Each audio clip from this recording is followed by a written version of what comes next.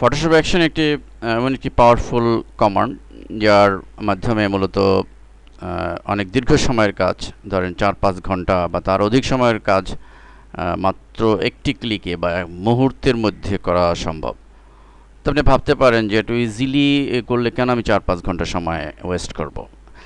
Definitely, তবে একটি কথা মনে রাখতে হবে যে আপনি অ্যাকশন, ফটোশপ অ্যাকশনের এই ধরনের 4-5 ঘন্টার কাজ, অর্থাৎ এরকম প্রিমিয়াম কোয়ালিটির অ্যাকশন তৈরি করতে আপনাকে একটি কাজ করতে সময় লাগতো। আমি একটু এক্সাম্পল দিয়ে বোঝাচ্ছি। ধরুন আলহেরা এই লেখাটি, এখানে চারটি লেখা আছে, এখানে আপনার এমন হতে পারে আপনি 100টি টেক্সট থাকতে পারে। কারণ আপনি চাচ্ছেন যে প্রতিটি লেখার মধ্যে লেখাটিকেই ফরম্যাট করতে হবে, অর্থাৎ এই লেখার মধ্যে বোল্ড লেখাটিকে আপনি অ্যাম্বুশ ইফেক্ট দিবেন, ড্রপ শ্যাডো ইফেক্ট দিবেন এবং স্ট্রোক দিবেন, এই জাতীয় ইফেক্ট দিয়ে এটাকে সাজাবেন, অথবা এটিকে 3D ইফেক্ট দিবেন, এরকম অনেক ইফেক্ট দিয়ে আপনি লেখাটি করবেন। কিন্তু একটি লেখা আপনি করলেন বেটার ব্যাস। এখন যদি এমন হয় যে আপনাকে যদি বলা হয় যে এরকম 100টি টেক্সটের মধ্যে একই ইফেক্ট দিতে হবে, তাহলে আপনি কি করবেন? প্রতিটার মধ্যেই কিন্তু আপনাকে সময় ব্যয় করতে হচ্ছে। প্রতি একটি ইফেক্ট যদি আপনি এটার মধ্যে একটি ইফেক্ট তৈরি করতে যদি আপনার আধা ঘন্টা সময় লাগে, তাহলে 100 ইফেক্ট তৈরি করতে কত সময় লাগবে? সো এটির জন্যই অ্যাকশন।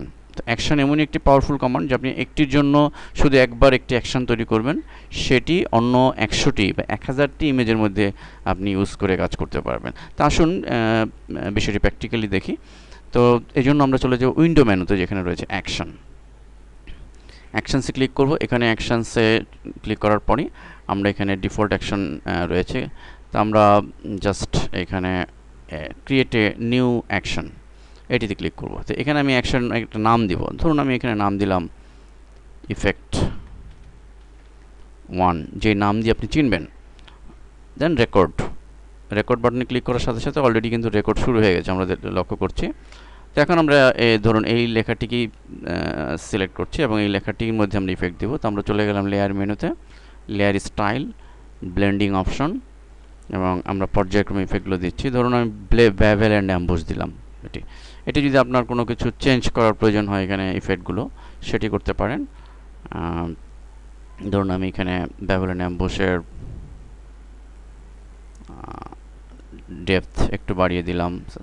এবার নর্মালি রাখি আগে বোঝার জন্য। এরপরে ধরুন আমি এখানে একটি স্ট্রোক দিব। তো স্ট্রোকে এখানে ক্লিক করে আমি স্ট্রোকের কালার, এটি হোয়াইট কালারটি রয়েছে, সরি হোয়াইট কালারই দিচ্ছি, হোয়াইট, অ্যান্ড এটির স্ট্রোকটি বাড়িয়ে দিচ্ছি, 3 দিচ্ছি আমি, বা 2 দিচ্ছি। ওকে, এরপর আমি এখানে একটি ড্রপ শ্যাডো ইফেক্ট দিচ্ছি। তো ড্রপ শেড ইফেক্ট দিলাম এবং ড্রপ শেড ইফেক্টটি কিন্তু পড়েছে। তো আমি বোঝার জন্য এইটুকুই দিলাম। এখানে আপনি আরও অনেক ইফেক্ট প্রয়োগ করতে পারেন এবং সেগুলো কিন্তু অলরেডি রেকর্ড হচ্ছে। দেন ওকে, আমাদের অ্যাকশন তৈরি হয়ে গেল।